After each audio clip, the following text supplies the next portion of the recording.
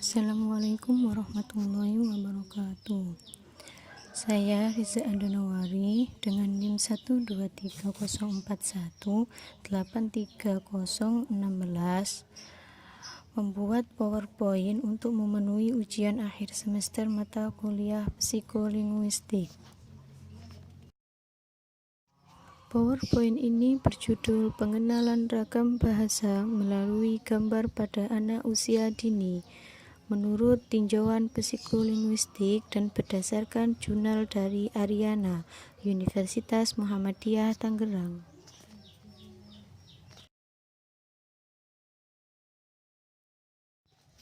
Mulanya kita harus mengetahui kata pertumbuhan sering dikaitkan dengan kata perkembangan.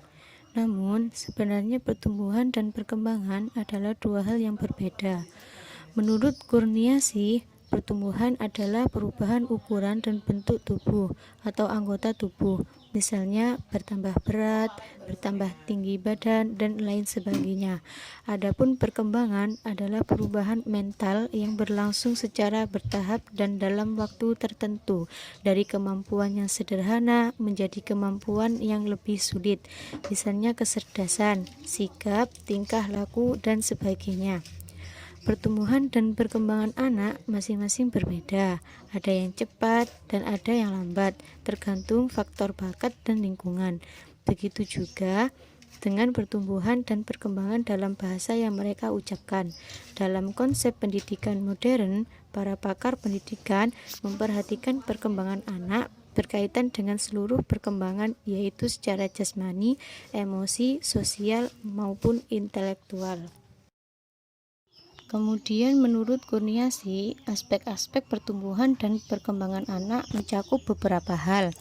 Yang pertama yaitu perkembangan intelektual.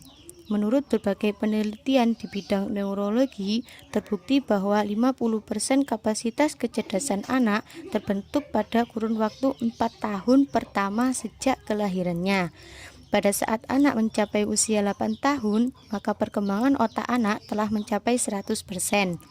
Nah, pada usia 0 sampai 8 tahun merupakan masa emas perkembangan anak, sebab 80% perkembangan otak berada pada rentang usia tersebut. Otak manusia terdiri atas belahan otak kiri dan otak kanan. Otak kiri biasanya berkaitan dengan fungsi akademik yang terdiri atas kemampuan berbicara, kemampuan mengolah tata bahasa, baca tulis, daya ingat, logika, angka, analisis, dan lain sebagainya. Sementara otak kanan tempat untuk perkembangan hal-hal yang bersifat artistik, kreativitas, perasaan, emosi, gaya bahasa, irama, imajinasi, khayalan, warna, pengenalan diri dan orang lain, sosialisasi, dan pengembangan kepribadian. Menurut para ahli, banyak mengatakan otak kiri sebagai pengendalian IQ, sedangkan otak kanan memerankan peranan penting pada perkembangan IQ.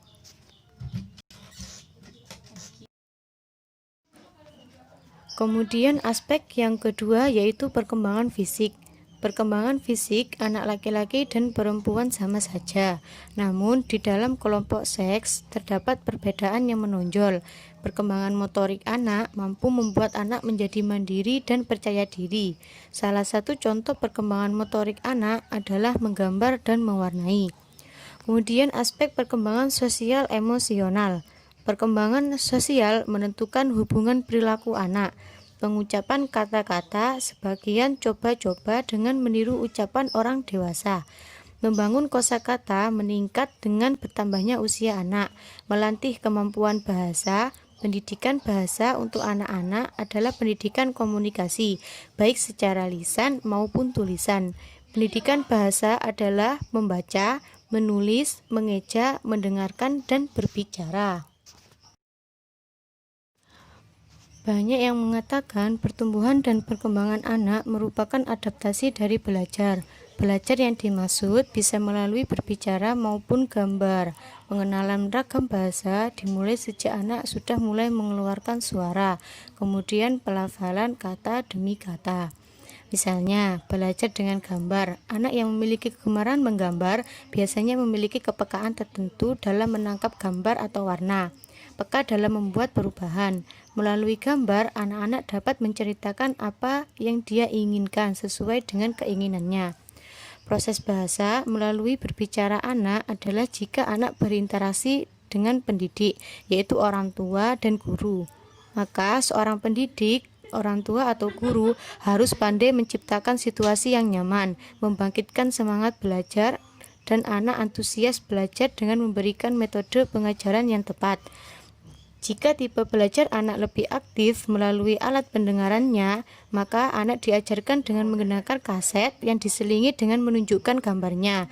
Dapat juga dengan memutarkan video anak agar dapat melihat dengan jelas apa yang terjadi. Perkembangan bahasa anak melalui berbicara merupakan kemampuan untuk mengaktualisasikan dirinya terhadap lingkungan. Penelitian yang dilakukan terhadap perkembangan bahasa anak tentunya tidak terlepas dari pandangan dan teori perkembangan bahasa anak. Melalui KAIR, kita melihat ada 3 pandangan. Yang pertama yaitu pandangan nativisme. Pandangan nativisme berpendapat bahwa selama proses pemerolehan bahasa pertama, anak-anak sedikit demi sedikit membuka kemampuan lingualnya yang secara genetis telah diprogramkan. Manusia tidak mungkin belajar bahasa pertama dari orang lain. Kemudian pandangan yang kedua yaitu pandangan behaviorisme. Kaum behaviorisme menekankan bahwa proses pemerolehan bahasa pertama dikendalikan dari luar si anak, yaitu oleh rangsangan yang diberikan melalui lingkungan. Yang ketiga yaitu ada pandangan kognitivisme, menyatakan bahwa bahasa itu bukanlah suatu ciri alamiah yang terpisah, melainkan salah satu di antara beberapa kemampuan yang berasal dari kematangan kognitif. Tumbuh kembang bahasa anak tentunya diperoleh pertama melalui lingkungan di mana dia berada. Pemerolehan bahasa pertama atau bahasa ibu sangat menunjang pembendaharaan kata-kata yang diperoleh.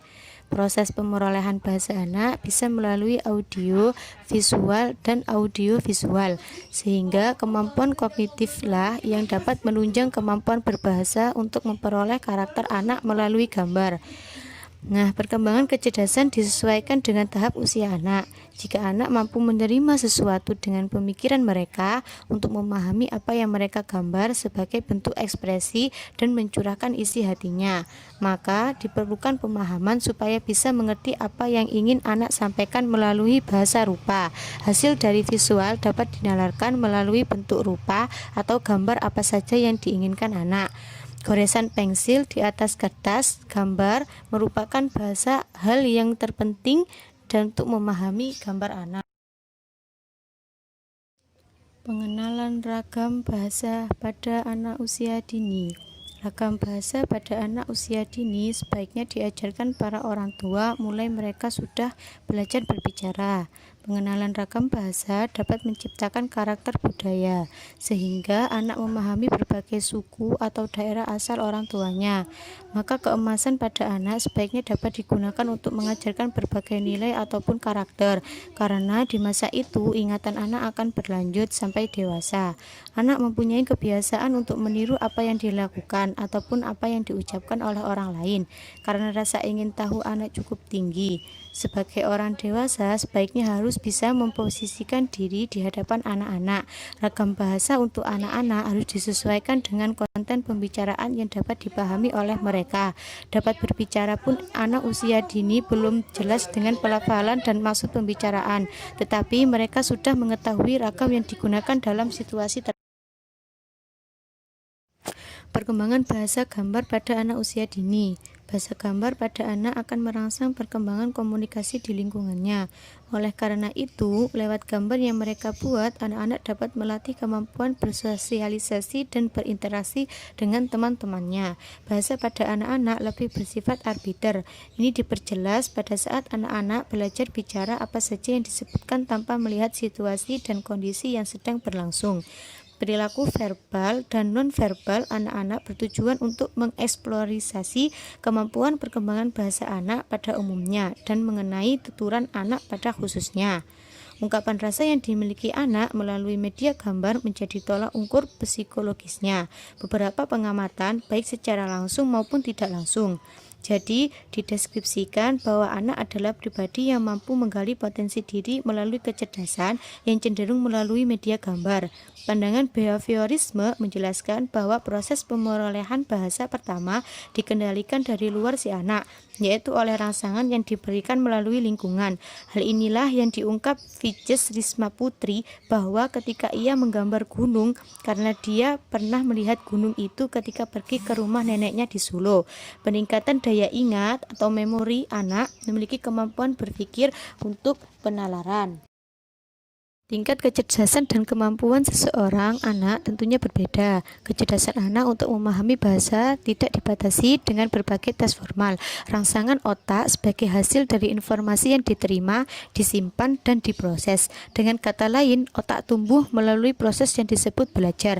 Belajar menumbuhkan sesuatu keterampilan di berbagai hal. Salah satunya keterampilan bahasa. Keterampilan bahasa meliputi membaca, mendengar, berbicara, dan menulis.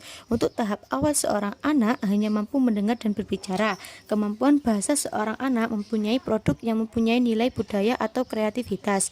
Seorang anak yang menggambar sambil menceritakan apa yang ia gambar, berarti ia sudah mampu mengeksploitasi kemampuan audiovisualnya. Melalui media gambar, ia dapat menjelaskan bahwa bahasa yang sederhana sesuai dengan tingkat usianya. Kondisi lingkungan yang kondusif dan selaras membuat anak merasa nyaman untuk berekspresi dan berimajinasi tanpa ada gangguan, sehingga media gambar menjadi sarana untuk berkomunikasi secara tidak langsung. Jadi, apa yang digambar berdasarkan lingkungan yang pernah ia rasakan. Sekian video PowerPoint yang saya tampilkan. Untuk kurang lebihnya, saya mohon maaf. Wassalamualaikum warahmatullahi wabarakatuh.